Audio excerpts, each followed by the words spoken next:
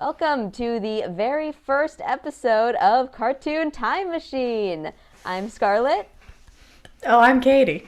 You have to introduce when I throw stuff to you, you're gonna I was have to too come back. We got to do too it back busy and forth. clapping. Okay, all right. They were too busy clapping, so I guess that means my excellent intro has gone completely to waste, and we're already failing. The very first episode, very first intro, we've already lost them. The legions of fans we would have otherwise had. Well, maybe they'll stay for the fact that we're about to be two film majors dissecting Animaniacs very well. Nothing screams must see YouTube like two film majors ruining Animaniacs for you. But It's a today we're not. talent. We promise we're gonna take our critical, obnoxious film kid hats off, and we're putting on our superfan hats because Katie and I absolutely love Animaniacs, and we're really excited today to talk about each of our top 10 favorite segments of one of the, if not the greatest cartoon show ever made. So, without further ado, for the record, neither of us have seen each other's lists. So we've all come up with our 10 favorite segments and a handful of honorable mentions that we'll get to later. But we have no idea where our lists are going to overlap. Animaniacs had hundreds of segments, and as we were talking about together Yeah. a little before when we were putting our lists together, they're so uniformly good. They're all very different. There's a wide variety, but it's really hard to pin down what are the best. There's really no clear jumps in quality. For sure. There are 99 episodes, right? And each one has about three segments in it. So we're looking at like 300 different episodes we had to Oh, get through. absolutely. So Yeah. this will be Um, very interesting. oh yeah. Just for some ground rules, we've decided that we're not going to use segments that are just one song. So you're not going to see Yakko's World here. Those are classics in their own right, and there's almost kind of an unfair advantage you get from having songs that Animaniacs are so well known for and are all so fantastic. If we let the songs in, both of our lists would probably be nothing but It'd songs. be all songs. Yakko's World, The States. Uh, I've had the president's song stuck in my head for about 3 days. well, that's what an election will do to you, is nothing but the president's song go in your head. Can't wait to see Exactly. what the reboot's going to do with all of our current political strife because the original Oh, series yeah. was not against having a little bit of political commentary in there. But That's for next week's episode. that is a topic for another day. Today we're here to look back at our favorite segments. So how about Katie? Why don't you start with your number 10 spot? Okay. For my number 10, I've put Hooray for Slappy, which I believe is the Ooh. first major Slappy one. It's the first one where her enemies come in. So Oh, as you we get love Walter that. Wolf, Sid the Squid. Why am I forgetting the bear's name? I'm forgetting the bear's name too. Honestly, I think we're bad fans. I think that all of those side characters from Slappy's old cartoons are just so much fun. They're incredible. Walter Wolf has a great accent, and I did it poorly there. It's supposed to be more German. I don't know what your accent was going for. I don't know. Went He's like an old to Yiddish Brooklyn. dude. I know, I should be better at it. But you have an award ceremony, Slappy's having a great time, and it's good slapstick, which is the point of Slappy, Don't you mean shockingly. slappy stick? Hey, Hey, exactly the point. And it's a fun one to watch Slappy explode her enemies. The oh, ending is also quite good. what happens in the ending? Remind me. The ending is Slappy gives them the award, but has stolen Walter Wolf's pyrotechnics, and they explode when they get the award. Classic. Just Exactly. I've got a few slappy segments on my list too. Not that one, but I've got a few others. She's so funny whenever she shows up. You are Slappy Squirrel in real life, so. How dare? No, but actually, yes. I mean, in comparison, what's your number 10 then? My number 10 is Up a Tree, which is Yes. unfortunately it's the only Rita and Runt segment that has made it onto my top 10, and I feel bad because Rita and Runt is just such an unparalleled aspect to this show. It's sad that they're kind of underrepresented, but of course you can't deny the unbelievable talent Bernadette Peters. Technically, there is a song in this one. There's two because every Rita and Runt segment has songs, but it's not one big song, so it just manages to make its way in on a loophole. Will we We allow it? Oh yeah, we allow it. Up a Tree is a great segment. What's so It's the great about corn. Nebraska? It's the corn. No, you have two really solid songs in it, and I have to love one of them because it is comparing Chicago and Nebraska. And For full disclosure, Katie and I first started binging these Animaniacs episodes back when we were students at Northwestern, which is right outside Chicago. Of course, Katie's still in the Chicagoland area, but it was very funny to see all that great comparison between great city Chicago is, and I think Chicago in general is very underrepresented in media. Everyone loves to talk about New York and LA, and of course, the Warner Brothers and the Warner sister will love talking about how great slash terrible Burbank, California is. But it's nice to see the show through Rita and Runt often explore different areas of the country, and this was a great version of that. It was fun to see poor Rita stuck up a tree and poor Runt being oblivious as always, not realizing that she needs help. But he just wants to eat the fly. exactly, it's going after the fly. It's flying all over the place. Uh, and it's it's great. It's a great contrast between happy-go-lucky Runt and Rita, who is just always in the worst situation, often thanks to Runt, as it is here when she's caught up the tree with a vicious dog barking beneath her, who is not Runt. And she is very agoraphobic, we learned in this episode. Oh yes, oh yes. No, it's not a fun time to be a cat in a tree, and this episode does a great job at showing what it would be like if that cat also happened to have the gorgeous singing voice of a Bernadette Peters. So, We here we needed are. more Rita and Runt, but We did need more. clearly the money ran out for Bernadette Peters. Yeah, in the later seasons, we don't get so much Rita and Runt, or we get them in non-speaking roles. Uh,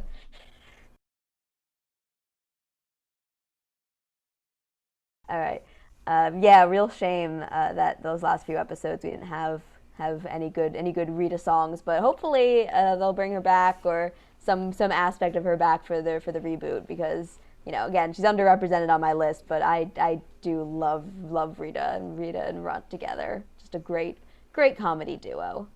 Oh, 100%. Fingers crossed. All Let's move right, on that to takes our us. number nines.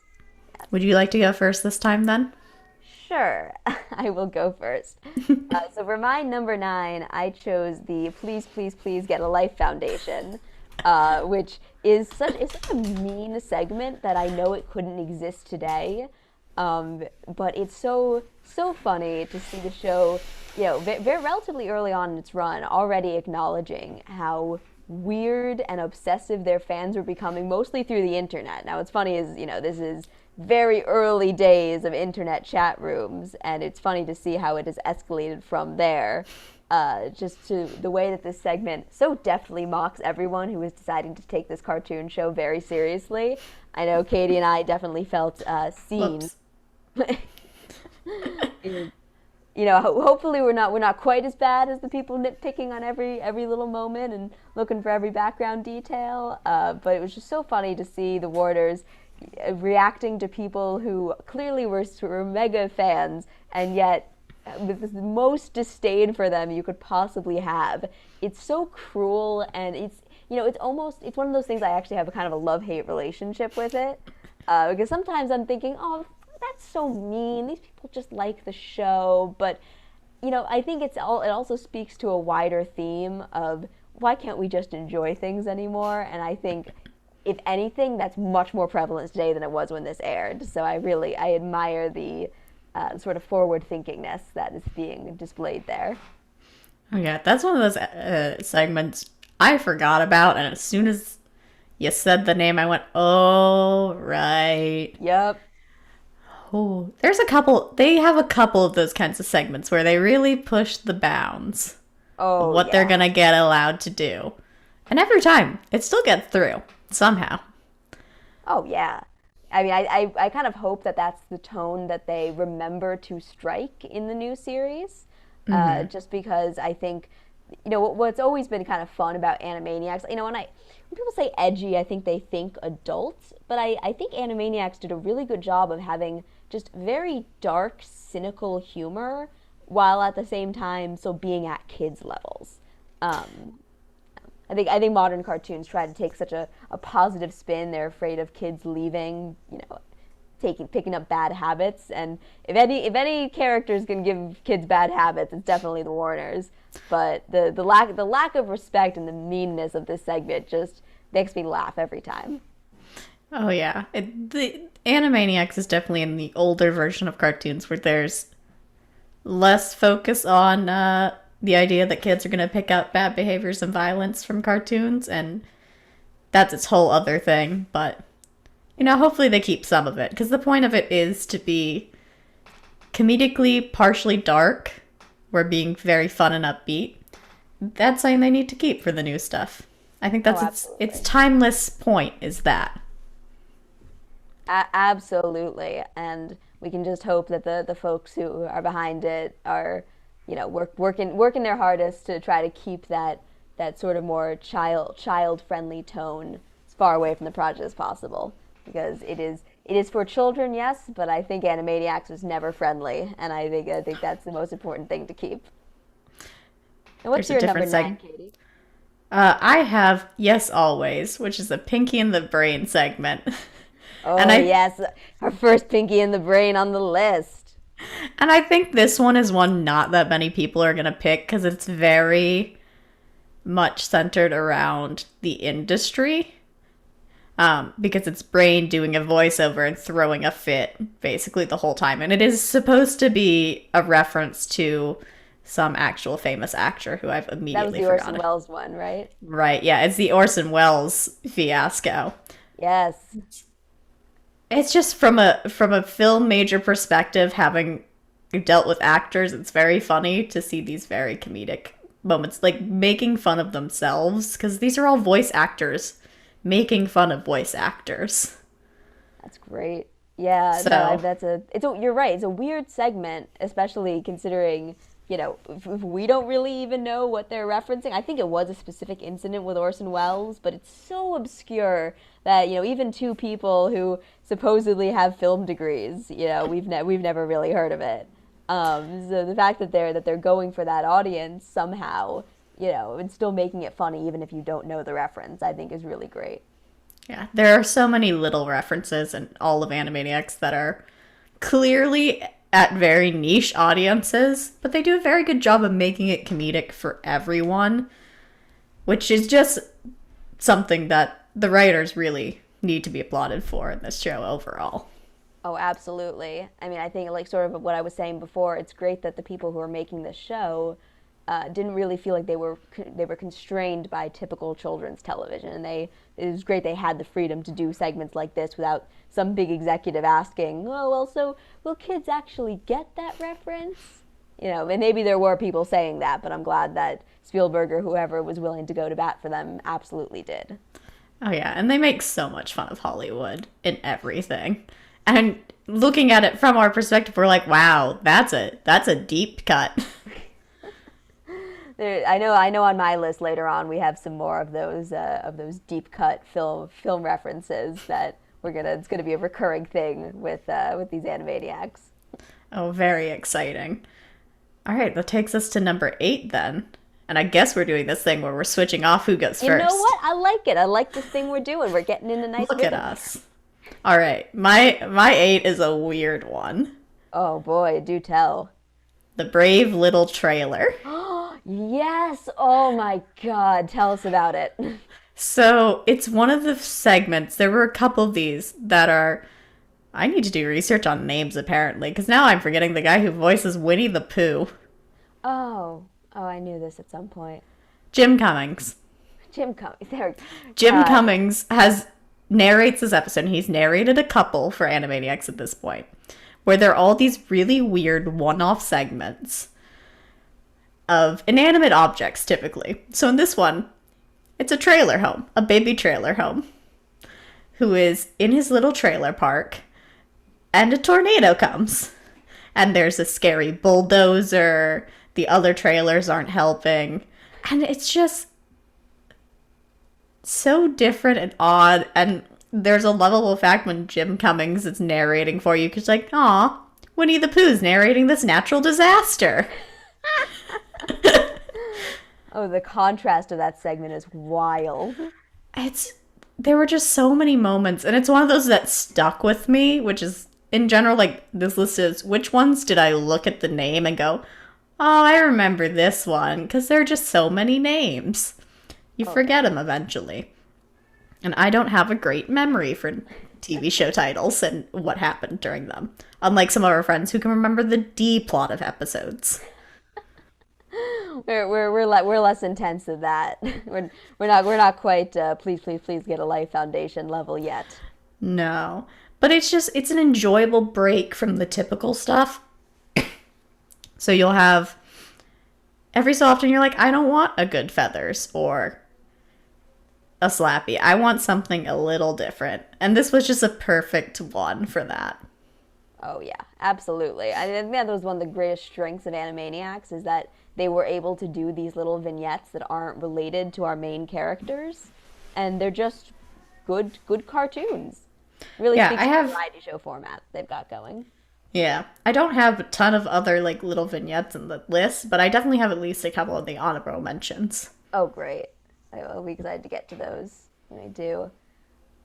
So my number 8, on a completely different end of the spectrum from the more artistic and slightly highbrow Brave Little Trailer, we move on to mine, which is Katie Kaboo, which no, I'm not pronouncing that wrong. This is from the episode where they mix up all of the characters so that they're appearing in multiple segments. That's why that was the one we had Pinky Elmira in the brain for the first time. Oh no. Yeah. Oh, Elmira. Yeah, yeah.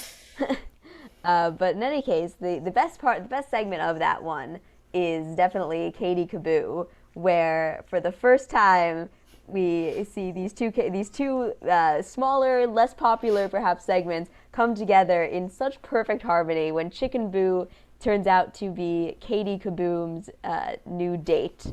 And of course, immediately there's the contrast between her losing her top whenever someone contradicts her, and that being brought together with the fact that the thing she's so upset about is that everyone thinks that her boyfriend is a giant chicken, which of course he turns out to be. I think what makes this work so well is that they're very different types of segments, but they complement each other so well. Unlike the others in that episode, which felt kind of shoehorned in to have these characters showing up in the cartoons that didn't belong to them, this honestly felt like the concept worked together so incredibly well. And it's always funny to see the utter stupidity of Chicken Boo, whose whole thing is just dressing up in random costumes and having people think that he's not a chicken until they realize he is a chicken. And I laugh every time. Every Chicken Boo segment, honestly, makes me laugh like crazy. You know, Chicken Boo is one of those where it's so not smart that it's just beautiful. I think an important thing for how this shoehorning worked is it's two characters who don't get a lot of episodes, so it's nice to see them every so often. You're not tired of them. And they have their one thing they do. Right. But again, for some reason, this combo really works with how their the one point of their segments are gonna mesh together pretty well. And it's simpler to mesh those than like Pinky's trying to take over, not Pinky, the brain is trying to take over the world. And you have Elmira. Exactly. No, no one likes Elmira. No one likes Elmira, and we'll get to that at a different point. That's for a different episode. But yeah, this was such a random, funny segment. It's very short. It's only a little over a minute long, I think, and it's just so great. That's definitely the other thing that helps these things is because they're very short. Right. They don't have time to mess it up. Absolutely. I think you could really see, a danger in the reboot or even just modern cartoons is just trying to drag out a bit like crazy. What was great about Chicken Boo segments in particular is that there was one joke and there were 3 beats to it. It was Boo comes in a ridiculous costume. Someone points out he's a giant chicken. 3, everyone realizes he's a giant chicken and gets mad at him. Those are the 3 things that happened in every single Chicken Boo segment, and you knew they were coming, and they were still hilarious. That's such a fun line to walk, and they do it so well. Yeah, and it's the same with Katie Kaboom, where you really just have 3 beats. You have the explanation of what's happening. Something goes wrong. Everything explodes. I'm not overreacting. I'm a teenager. Oh, such a great line that really does sum up those awkward years. It's all so great. All so great. Yeah. And that, I guess, brings us to our number 7s. I think with our back and forth, that means I'm going on this one. You are up. I am up. So my number 7 is Chalkboard Bungle, which is one of the earlier segments where it's the first time we see the evil teacher character who has been brought in by the Warner Studios to try to give the Warner brothers and sister some education. And as you can imagine, things go off the rails pretty quickly. I went with this one because it's one of the classic segments. It's got so many of the trademarks of what would become known for in the Animaniacs. You've got some great play on words.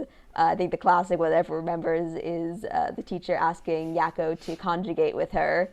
To his response, "I've never even kissed a girl." So goes over every child's head, but is funny regardless. It's always funny to see the Warners go up against some kind of authority figure, and even though we'd later see them go up against even more powerful and impressive people than just a school teacher. Again, it's really nice to see the beginnings of that formula and just how funny it could be watching the Warners wreak havoc in a familiar environment like a school. Yeah, it's one of those episodes that's good for children. It's in an environment they know, they understand this. Small anti-authority messages, and also great rewatch value for adults. Oh, absolutely. It's what else can I say? It's a simple segment, but it's just so effective. It's one of those that if someone wanted to ask me, what is Animaniacs about, that would probably be the episode I would show them, just to give them a sense of what the show could be, the type of humor that it relied on. And but both the very smart humor and the very dumb humor. This segment, great job of that. And it's a predecessor to one of the best songs in Animaniacs. You have to introduce the teacher character to get the 50 States song. Yes. So such a shame we couldn't put that on the list. We'll do that later. Eventually. We went very similar ideas for our 7. Ooh, you went with the classic, I went with the classic. I went with Taming the Screwy. Oh, of course. I mean, that's just a classic episode. And I'm not trying to make sure I don't confuse it with another classic episode I have in here that has a very similar formula and plot. Oh, no. But I believe this is the one where the Warners need to be tamed so they can go to a little ball that Plots is holding with some foreign investors. Ooh, that's a great setup. So Scratch and Sniff spends a lot of time teaching the kids how to behave. It goes poorly as you expect, but they actually get it together and they are tamed. But they get to the meeting, they meet the investors, and then Plots tells Scratch and Sniff to take them out and put them to bed. And this is one of those episodes where you see Dr. Scratch and Sniff's and the Warners relationship. It's a very weird one because he loves the kids, clearly. They just drive him insane like children do. Yes. And so the real father figure in the show. Let's be honest here. 100%. And he's so sad that they can't stay because he's worked so hard and they deserve it as a reward in his mind. But the Warners, as they're climbing, are like, I guess this isn't a time to put up a fight. No, it's not. We're going to go fight this, basically. And they go back in. They create a whole ruckus, meeting all these. It's fun because it's full of references, actors, directors, as often is in this very Hollywood-centric show. And they create a chaos. The thing is, Plots is like, this is terrible. It's all their fault. And the Japanese investors are so excited that someone made this party interesting. They thank the Warners. It's such a great subversion of expectations there. It's one of those subverts expectations of what's going to happen. It's really good for setting up these characters. It's early. And I like occasionally these. This was the whole episode. This was not a multi-segmented episode. You get the whole 20 minutes of just this. And every so often that's nice because you actually see the characters grow. While most things are one-off, it doesn't affect them. Like, that's the reason these are fun every so often. Yeah, that was just one of the great things about Animaniacs in general, is that they had so much freedom to tell the story in the length of time they thought they needed. So you could have episodes like that are 22 minutes long and it's all one segment, or you could have things like Katie Kaboom and Chicken Boo, which last only a few minutes at most. I think that's so they're good at timing. It's very important. Yeah. Okay, that brings us to 6. Ooh. And I'm first this time. I have Hot, Bothered, and Bedeviled. Ooh, I've got a similar one later on my list. This is where the Warners take a wrong turn, following a map, digging around. Very reminiscent of a Bugs Bunny segment, actually, when I now think about it. Yeah, that was same setup. I should have taken a left turn at Albuquerque. Yeah, very similar. I don't think they use Albuquerque, and they end up in hell. And Satan is so excited. He's like, I have new people to mess with. This is what I wanted right now. And suffice to say, Satan wasn't ready. No one's ever ready for the Warners. And they just spend a while tormenting Satan as he attempts to torment them until they leave. And I believe they take another wrong turn on their way out and end up in heaven. I think is the ending. Or that's the ending of something else I was reading the other day. But they definitely take a wrong turn. Yes, if they go right from heaven to hell, or hell to heaven. Yeah, but I love these episodes. It's fine. I love these episodes where they're put up against these figures. This is kind of an authority figure, which are always good, but this is one where it's like, you shouldn't be able to subvert this. No one can get past this. And the Warners are like, hold everything. We'll do it. Hold my wheel of morality. No, that is always the best when you have the Warners in a situation where you would think that would be the line. You know, you think that literally terrorizing the devil is a line that the Warners cannot cross, and yet they did. Oh, that's so funny. I'm also smiling just thinking about it. It's also one of those episodes you go, wait, the censors let this happen? They use the term hell, I forget. Or they I believe they use the term Satan at some point. I believe he calls himself Satan or something of a similar thing. Amazing. They don't do the Disney thing where they just say, no, it's called Chernabog. That's not the devil. No, he's Satan, Lucifer, or the devil, and I forget what it was, but I think it might be Satan. Amazing. What is your number 6? I went in a different direction. I have my first Slappy Squirrel episode, Bully for Skippy, which is a later episode. I believe this is season 5. So they were getting long in the tooth at this point, but this was a great way to sort of start wrapping up their series, because this was the one where Slappy gets called into congressional hearings because of her violent cartoons, which is always when Slappy Squirrel did the best, when it was trying to have commentary on a modern children's television. Of course, I am a big appreciator of any jokes at the expense of children's television, but it was so funny to watch how the show was able to juxtapose both how wrong-headed it is for the government to try to mandate any kind of morality in children's cartoons with the at the time, big anti-bullying initiatives that were telling kids to use non-violent approaches to get rid of their bullies. And of course, for little Skippy, Slappy's nephew, his problem with a bully is not something that is being easily solved through negotiation, even though he has given it his all, trying to use all of the non-violent approaches to dealing with his bully. His bully is not using non-violent approaches on him, shall we say. So just the way the show is able to tie those two storylines together, and eventually, of course, culminates in not only the bully getting the cartoon piss beaten out of him, shall we say, but eventually leads to the censors and the school guidance counselor being horrifically tortured off screen. But as long as it's happening off screen, it's not considered cartoon violence, apparently. So it's all left up to a kid's imagination, and that honestly is the funniest thing of all, and just shows how deft Animaniacs could be at not only providing really interesting and complex social commentary, but doing it in the stupidest way possible. Oh, yeah. Animaniacs is often at its best when it was making a point, and that one's incredible in so many ways. And I think would still make a lot of sense today, because that fight is still going on. Oh, absolutely.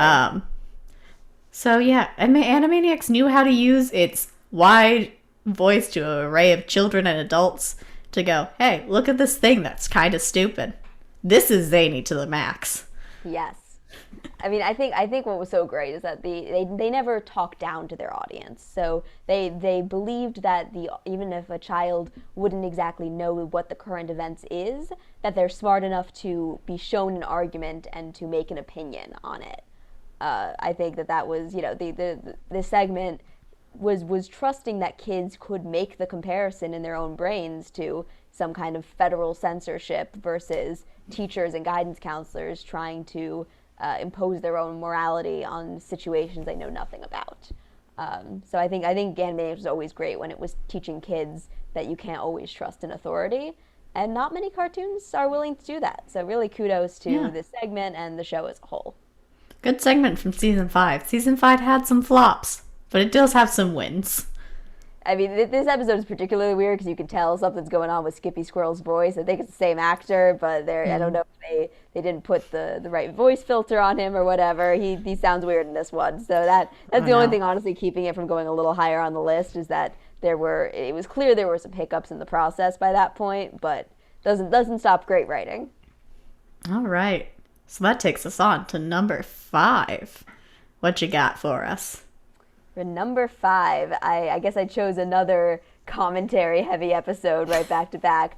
I chose Meet John Brain, another Pinky and the Brain segment that did a really great job at showing, once again, Brain comes so close to taking over the world, and then failing miserably at the last moment. What I kind of like about this one, honestly, is the earnestness of it. I like that it's this, this is where it ends not with Pinky having somehow foiled Brain's plans, but with Brain kind of doing it himself, which was always the funniest to me, was when this great, supposed genius mouse comes so close. Literally, he's ahead in the presidential race. He has an entire stadium of people coming out to support him. He knows that they all love him. He feels like he's so close to winning, and he goes out and he reveals that he's a mouse, so confident that his fans will still love him even though he's a mouse. And they all laugh at him and throw things at him, and he's forced to go back with his tail literally between his legs back to his cage in the labs. And I think that just speaks so well to the political climate then and now of how petty people are when it comes to who they're supporting. That they can hear this guy who, in their mind, is speaking for the people and speaking exactly what they want to hear, and then nope, he is a mouse, so we can't support him anymore. I think it's cruel, it's funny, it's clever. It's one of my favorite endings to a Pinky and the Brain segment, and it's one of my favorite Pinky and the Brain segments overall. That's a good Pinky and the Brain one. Also, Pinky could take over the world just by sheer luck. Pinky would, honestly. I think Brain is the only thing holding him back at this point. I think Pinky can do it. No, it's interesting to see a political commentary in a cartoon, and Brain messing it up for himself. Smart people mess things up also. Absolutely. I mean, that was Brain's problem, as always, is him thinking too highly of himself and underestimating the stupidity of the rest of the world. It's always great to see. And it's definitely one of the Pinky and the Brain segments I think people think about the most when they think about that classic Pinky and the Brain formula. So what about Indeed. you? What is your number 5, Katie? Mine's a great follow-up to mine Oh, from 6. I have meatballs or consequences. I've got that later on my list too. We again are taking on death because Wacko eats one too many meatballs in a Swedish meatball eating competition, and Death has his number. Oh But boy. the Warners don't want to be separated from their brother. They're a tight knit family, so they are trying to figure out how to save Wacko or go with him. And then they play Death in a game of checkers, which I say is the same as chess in truth. Doubt, but okay. They win, and by cheating Death. Literally, But literally cheating. literally cheating Death. They keep switching this board, and somehow this man does not realize it. But then Death tries to pull a fast one on them, saying, "All right, you win. You can stay with your brother, which means I'm taking all your souls." And let's just say that didn't go well for him. And the same thing happens. It's Hot Bothered Bedeviled. They just bother him the whole way. End an Animaniac sketch other than them bothering No. their tormentee of the week until Nope. it leaves them alone. Oh, well, it's also a fun one with they start calling him. What do they call him I exactly? do. Dadu. I do. Because they're like, you can be our dad now. What are we gonna do today? Are you gonna take us to the park? He does I not like that.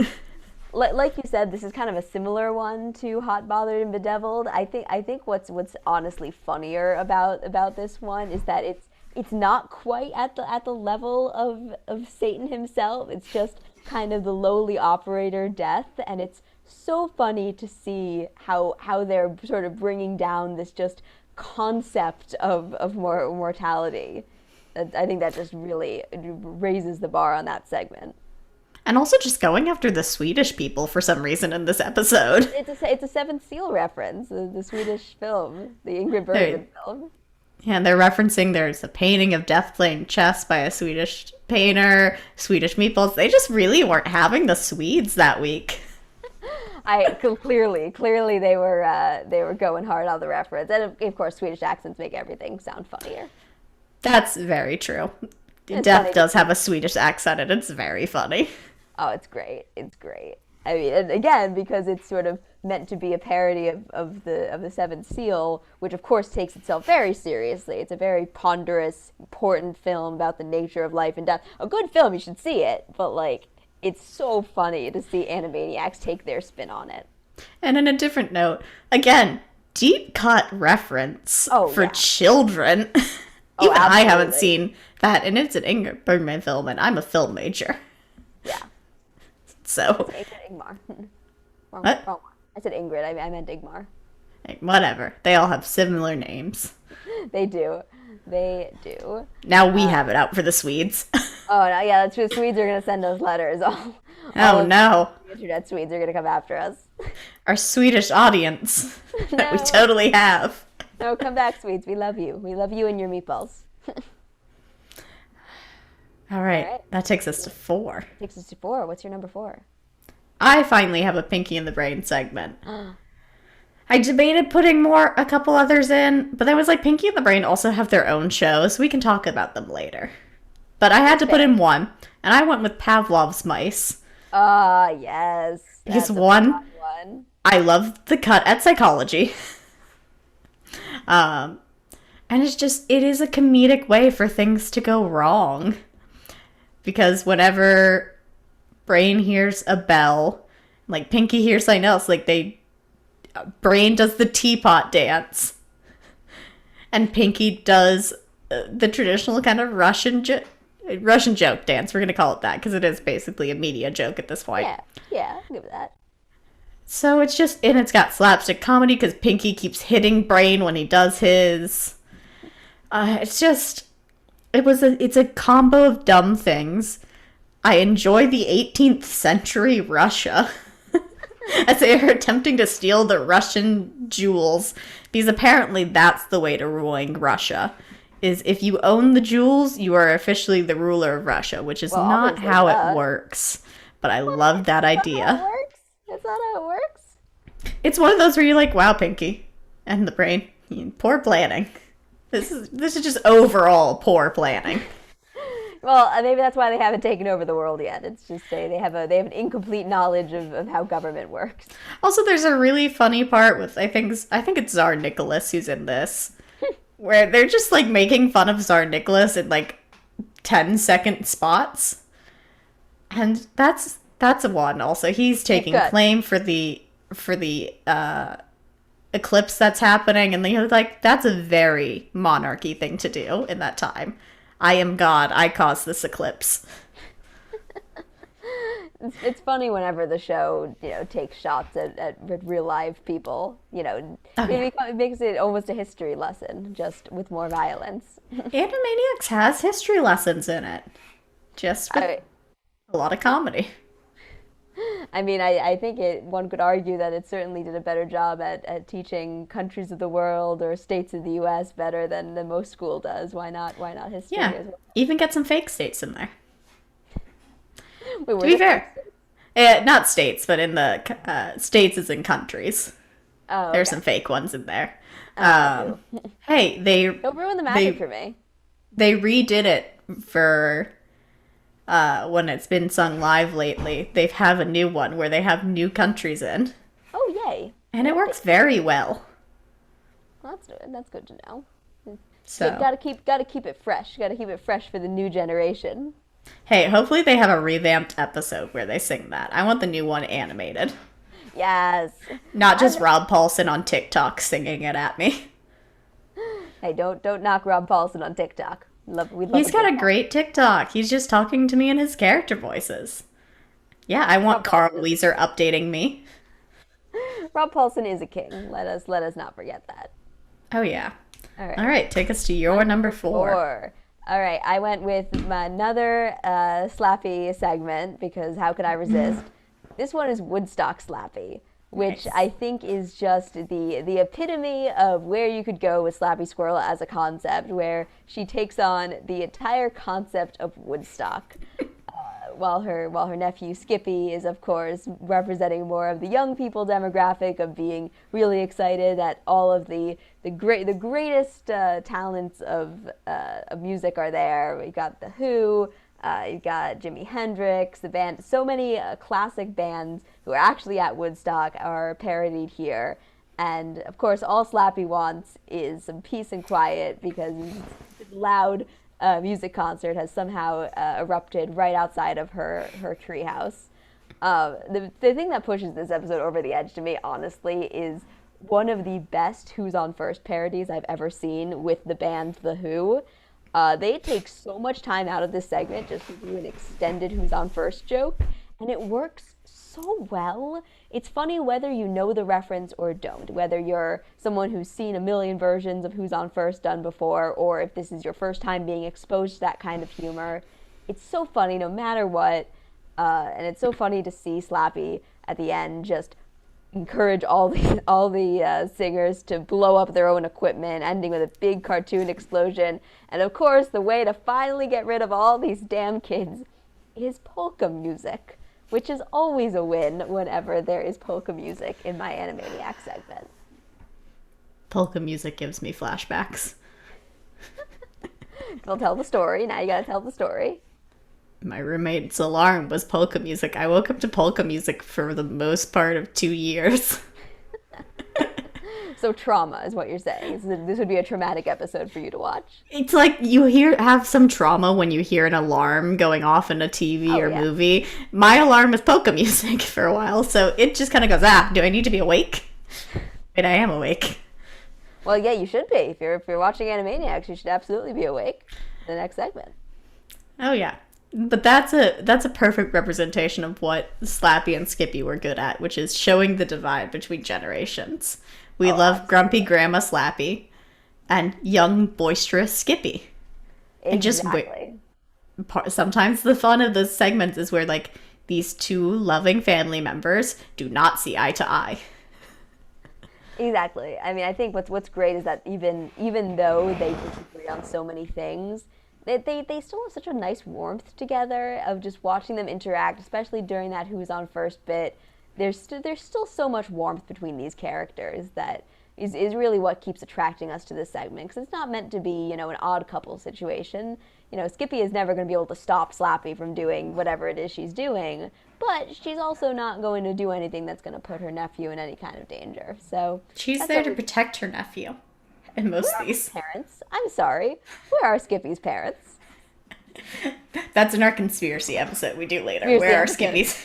Oh God, I hope they're just like on vacation in Canada or something. I really don't want to find out they're dead. I'm not okay with that. You know what? Maybe make it like DuckTales. She's been hanging out on the moon with Della Duck for this whole time. That's where Skippy's parents have been. Everything makes sense now. I guess spoilers for DuckTales.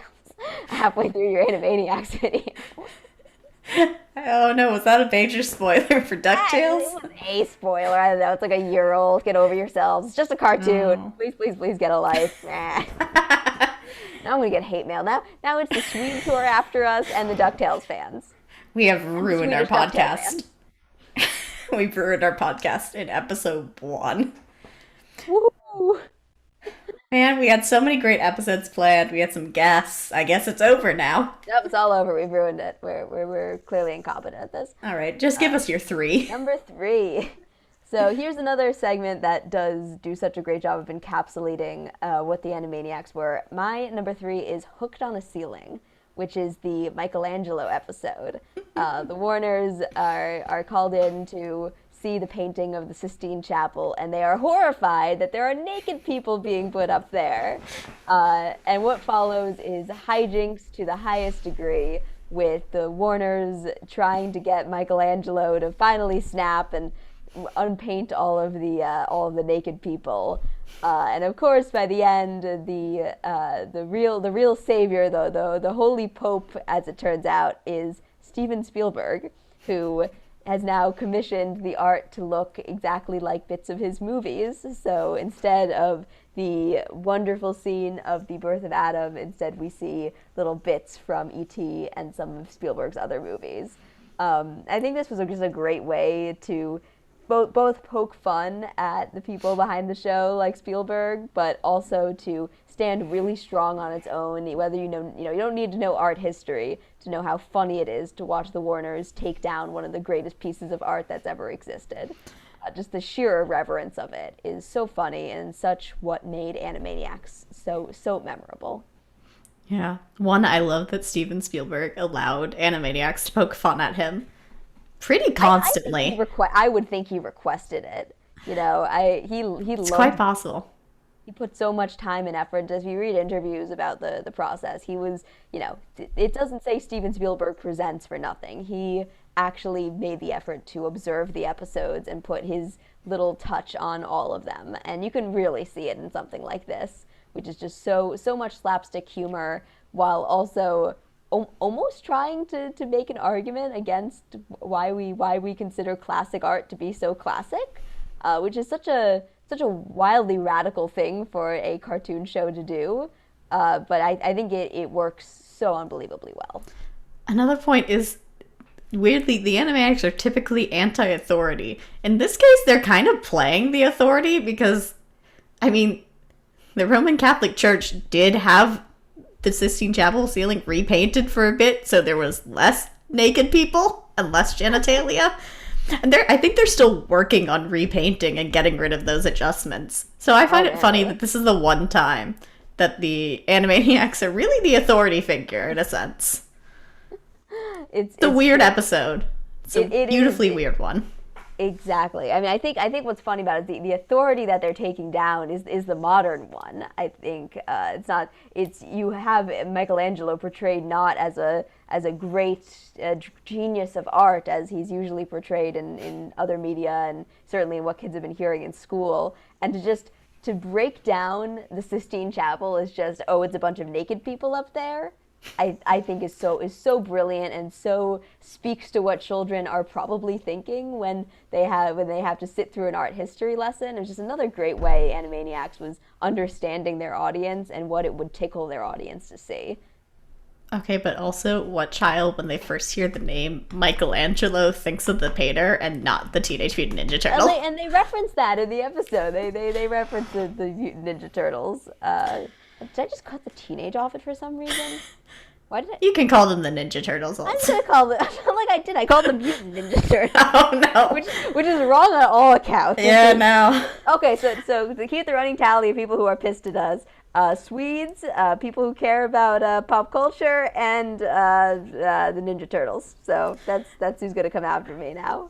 Which one did Rob Paulson voice in the original? Was he Michelangelo? He was Michael. That was the joke. Beautiful. Yeah, it was a fun nod, but yeah. Ugh, the '90s. You know what? I think he was. Sometimes a joke is so '90s it doesn't age at all. It's so dated you cannot date it. He was replaced by Sam Riegel, I think, in the second one. Interesting. Another great voice actor, though. We can't knock Sam Riegel. Of course not. All right, Katie, my what is your three. number three? I have Hercule Yako. Ah, another classic. Classic. It's a crossover episode. You have the hippos who have not made an appearance yet today. Their first appearance? No, they made an episode. We haven't talked about the We haven't hippos. talked about the hippos, which is sad because I do like them, but they never really stand out that much in their own segments, unfortunately. So the lady hippo has lost her diamond on this boat. And they're like, it's okay. We have a great detective. There's also Sherlock Holmes on the boat. But they go with Hercule Yako, who attempts to find the diamond. And he does. It was in the hippo's butt the whole time. She sat on it. So they interview other Gag. side members. So you see like Minerva Mink gets interviewed. Hot. I forget the other one. There's the Scream. Oh, Slappy's interviewed. That's it. Oh, okay. The Scream is a long-standing thing, but the most important thing, and the only reason I put it on here, is probably the dirtiest joke in Animaniacs. So since they're being detectives, Yakko asks Dot to search for fingerprints. He asks her to search to find Print. She finds Prince, the musician. And then Yakko goes, no, fingerprints. And she goes, I don't think so, and throws Prince out the window. It's such a good joke. How did that get past the censors? Oh my god. It's so filthy that you gotta wonder who was asleep at the switch. It's so funny, but my god. It's such a good joke. No kid's gonna get it. No, it's not. It's not for that one. Is decidedly not. For the It's kids. so blatantly there. And this was in early Animaniacs where there were a lot of these blatant things. I mean, there's another one in this episode where you see Minerva Mink, and therefore the boys get very excited and they lose it. So Dot, being the sane one, shows her a photo of the diamond, and then Minerva Mink loses it in the same way. I love a slightly sexist, still funny, non-PC joke.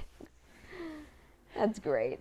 It's always great whenever they're pushing the buttons of what they can do. It's a good episode overall. It's funny, but then you throw in these jokes of just how. And it just takes it up a notch. The Prince joke is probably one of the most famous jokes from Animaniacs for a reason.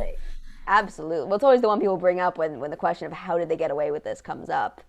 You gotta hope that the reboot will be able to keep some of that edge. It's on Hulu, so it's not like they've got it. It's not like it's on Disney Plus or something where you gotta be restricted by the channel. As long as it's on streaming, I think they should be able to get away with some more of that adult humor that the show is so known for.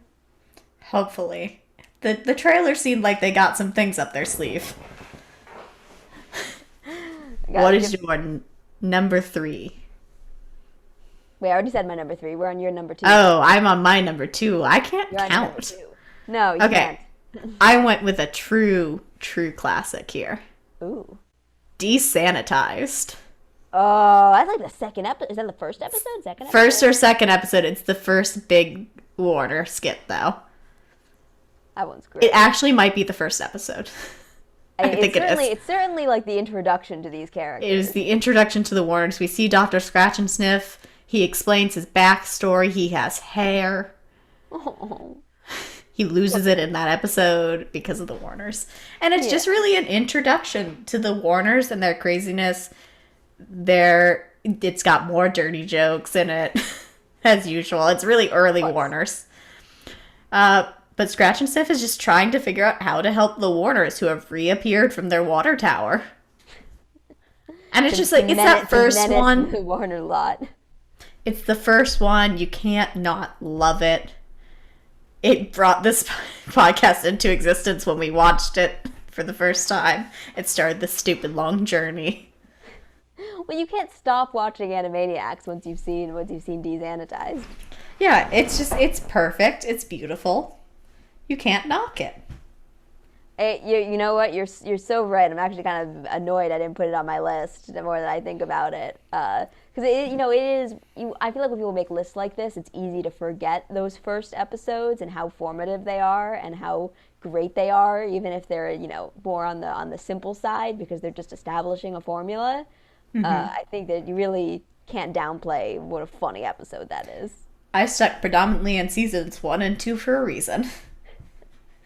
I did little tastings from all around. It took a season. I feel like 3, 4, and 5 have some good things, but they were starting to lose a little steam. Oh, absolutely. I think the first 2 seasons are really the one where the quality was most consistent and so consistently high. You got some gems later on, like Bully for Skippy, but I think overall you're right. I think seasons 3 through 5 definitely were losing some of the energy that these early episodes had. And they're already really far in by the time they get to season 3, 4, and 5. Like, seasons 1 and 2 are like 70 of the episodes out of 99. Oh, absolutely. They shortened those later seasons like crazy. So when we say seasons 1 or 2, we're really saying most of the show's run. Yeah, true. Hulu also breaks it up a little weird. Or was Netflix broke it up weirdly when we were still watching it when it was on Netflix. Yeah. That was so long ago. Oh my god, when was it? It was so long back then. It had to be like 3 years ago it was on Netflix. Yeah. Yeah, it shows how long we've been watching this together. Oh, we're old now. We're old. Stop that. I'm going to go on to my number 2 before I have to think about my own mortality. All right. For me, number 2 is another Pinky and the Brain segment, possibly one of the greatest Pinky and the Brain segments. At least it's my favorite. Bubba Bo Bob Brain, in which the brain tries to take over the world using the power of country music, and in the process becomes one of the biggest country music stars in the world in what has to be his funniest disguise. Am I correct in saying that the stupid long stilts and his tiny little mouse body with a tiny little mouse cowboy hat, funniest design for the brain whenever he is trying to look convincingly human. It's always funny, but when he goes on a talk show and has to sit on the couch next to Dolly Parton with the giant frickin' legs. And of course, it's another great adult joke when Dolly leans in, breasts on full display, saying, "I'm your biggest fan. What do you say to that?" And Brain's response, I'd say that puberty has been inordinately kind to you, which so funny. Again, another joke that kind of will probably go over kids' heads. They'll get the gist of it. But that joke, again, is really, really much more for the adults watching along. And I think also the portrayal of country music and the, shall we say, intelligence level of the average country music fan, that they're easily duped by the Brain songs with subliminal messages in them, is so funny. And it's, again, another great moment when Brain gets so close to taking over the world. He's got one last broadcast where he'll play his mind-controlling song, and then the entire world will be there for him. But at the last moment he has to yell at Pinky and tell him to forget my name, don't even think about me. And of course, because he is controlling everyone's mind at the same time, they all immediately forget about him. Oh, I As forgot funny that as it ending. is to watch the brain foil his own schemes, it's even funnier when Pinky is somehow involved. It's a great bit, and it is classic for a reason. Pinky and the Brain never really got old as a segment. Well, that's why they got their own show. Is Exactly. They stayed so fresh. It's just a really good idea and a good a good structure. It's good to be fresh. You can change it up in just enough ways that every episode is just different enough.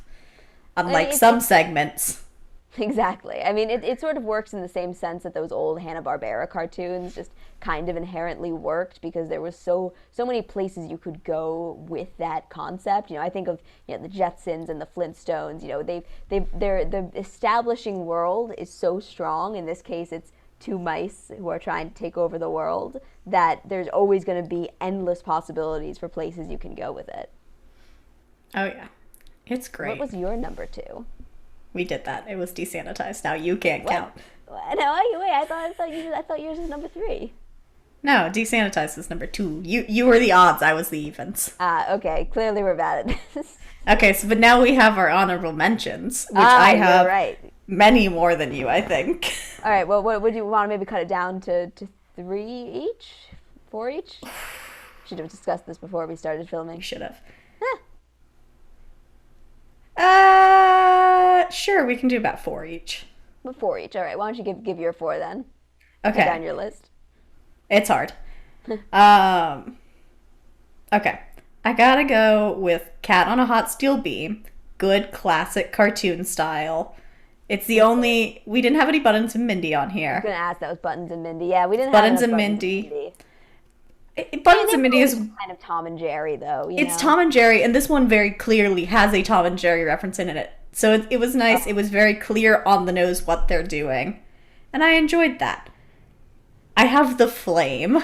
The flame! Now, the flame is just a history lesson the 2 times it appears.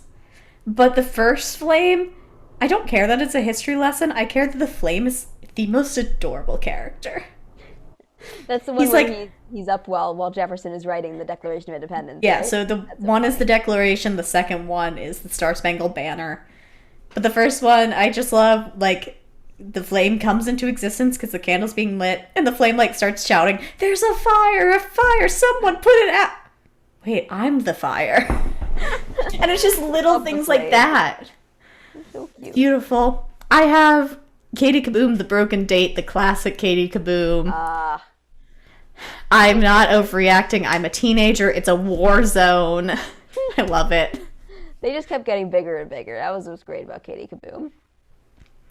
Oh, and then it's a hard pick here between which I'll put as my 4th.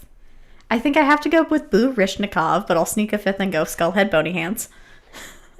That was the Edward Scissorhands parody with Mr. Skullhead. Yep. And it's just, I love Mr. Skullhead. He's great. But I have to put Boo Rishnikov above him. It's the ballet. It's the Russian ballet Chicken Boo. He's putting on his beautiful performance, and his wig flies off. And he's revealed to be a chicken. They throw tomatoes at him. Aww. And the Russian guy in charge of the dance studio is very upset. Poor Boo. Exactly. Boo got the short end of the stick always. Always. Poor Boo. What are your 4? All right. My 4 honorable mentions are all kind of stranger ones. The first one is Critical Condition, which is the Slappy Squirrel segment where she takes her revenge on Siskel and Ebert, which, as you said, as film majors, very funny to see the critics get it. People who, again, take things too seriously or are just generally bad faith critics who just like to hate on everything. Not that Siskel and Ebert were that, but I think a lot of people sort of perceived them that way, or at least enjoyed rewatching only their thumbs down segments. But it was so funny to see, again, that kind of mean-spirited humor with her literally killing them. And no one caring, which is so funny. Next one is Ups and Downs, which is where Wacko and Dr. Scratch and Stiff are stuck in an elevator together. so funny, such a strange pair, and I love Wacko's episodes because he doesn't really get a lot of that. He usually has it's usually either Yakko who has his own thing or Dot who gets her own thing. Wacko I feel like gets the least solo time, so He it's has middle child syndromes. he does. So it was really nice to not have that, and just sort of have a moment where he can sort of be the star. Um, and then finally, my number, or do I have one more? No, I have two more. Never mind. I have two more. I have two more. I'm bad at counting, clearly. My number two honorable mention, Les Miserables Animals, Rita and Runt segment that's just doing such a good job it's doing such a good job at playing up the real Les Miserables soundtrack, but with all these animals. Again, just the attention to detail, the amount of work they put into it is incredible. And Bernadette Peters. And of course, incomparable Bernadette Peters, doing just a great job. And then really now, finally, another weird one that I got to acknowledge, Little Drummer Warners, which plays as such just a straight segment. Like it feels like you're actually seeing the nativity as would be portrayed in any number of children's shows, but like that are meant more as an educational thing. I mean, it gets a little wacky toward the end, but essentially it's just the nativity, and it's really funny to watch. I can't believe you put that, because I remember us watching that together and going, what is happening? Well, I mean, I think it needs to. I think it needed to age on me, because I think, you know, as much as we're calling some of these segments radical for being so edgy and so disrespectful to authority, to watch the Warners get very sincere and to show some really impressive both animation and writing chops from the people who were responsible. You know, I think it was the last thing anyone would have expected the Animaniacs to do, and the fact that they just went whole hog and said, nope, we're not really cracking jokes, we're not going to make fun of the sanctity of this moment. I'm surprised they used the word Jesus, like they talk about baby Jesus being Jesus. I mean, as a non-Christian person, you know, you sometimes see that and you're a little bit impressed by, you know, how willing they're able to go to actually talk about different religions. It's interesting to see. It's definitely the most non-Animaniacs epised Yes, so different from everything else. But that's why I made the honorable mentions. Is just I had to mention that there is an episode that is so far left field you would never see it coming. That's fair. Now, Katie, what is your number one top Animaniacs segment? I have a repeat that we've already said. I do as well. I have Up a Tree. Yeah. It's the corn. It's the corn. Tell us why you picked it as number one. I love Read and Run. We didn't get enough Read and Run. Their segments were just so enjoyable. Very well done. Like the art style, how they did the songs. The songwriter on Animaniacs, just an incredible guy. He did such a good job. Both the songs are memorable.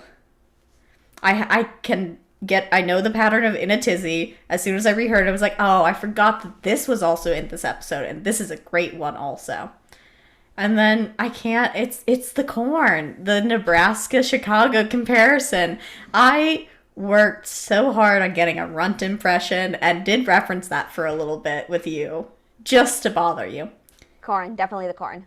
It's the corn, definitely the corn. Theirs is better than mine. Yeah, thank you. So yeah, I think it's just beautiful.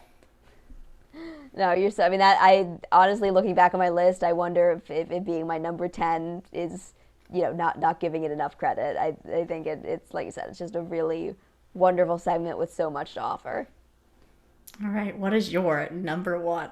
Another repeat, but I had to go with Meatballs or Consequences. I gotta say, it is just. It hits all the things for me that makes Animaniacs so good. First, the overarching film reference that no child will understand.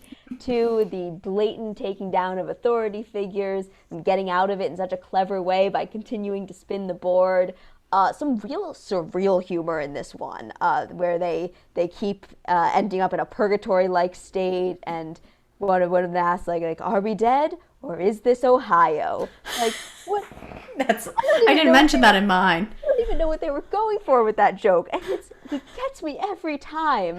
I mean, whenever the show was trying to create genuine atmosphere, it did so well. Like this was, these characters have died a lot, or have almost seemed to die, just by being, in a world of cartoon physics. But this was the first episode where it felt like the Warners might be actually scared of what's to come, which of course ups the drama. And I think for me, the thing that pushes this over the edge, as Katie mentioned earlier, is just seeing the bond between these siblings, and how they are literally willing to die for each other, and how committed they are to staying together. Now, obviously, it doesn't come to that because they're able to horribly annoy Death into hating the idea of taking them anywhere, much less to his house down in hell. But to see the devotion these characters have for each other, I think that's, kind of the unsung hero of why Animaniacs works as a show, is just the relationship between these siblings is so strong and so wonderful to see.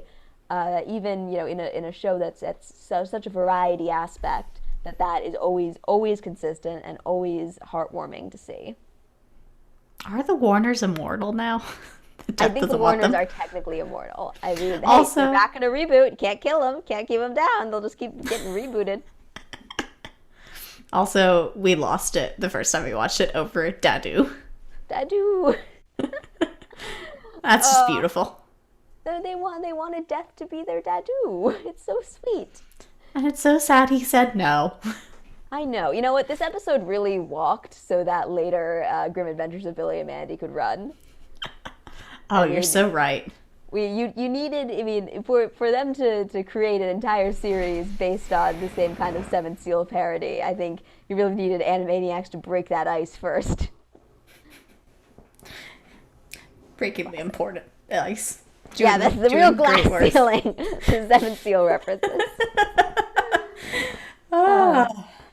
Oh man, so that's our list. Wow, I feel like I want to go back and watch all these segments all over again, honestly. I thought you were going to say rewatch all of Animaniacs, and I was going to tell you that took us 3 years. It did take us 3 years. I don't know. I think we could blow through it even faster this time. I don't know. There's always a new time for a rewatch. Animaniacs is good for any season. Yeah, but in 12 days, we're going to be sitting in front of our computer screens binging 13 new episodes. So excited. So excited. Mark your calendars, November 20th. The best day of 2020. I'm calling it. So true. So true. Been looking forward to this day for 3 years. 3 years. Oh my god. I don't know. They announced 2 or 3 years ago, didn't they? No, I think that sounds about right. I think this is what America and I think the world have been needing. I think 2020 has been such a crap show. I think we really need a great show to wrap us out of this year. One could say it has been zany to the max. It has been. It's always zany to the max. And with that, we should say good night, everybody. Good night, everybody. Until next time, this is Scarlett. And Katie. I will get good at this. I threw it to you again. We'll see you in the next episode where we'll hope we're a little more in sync.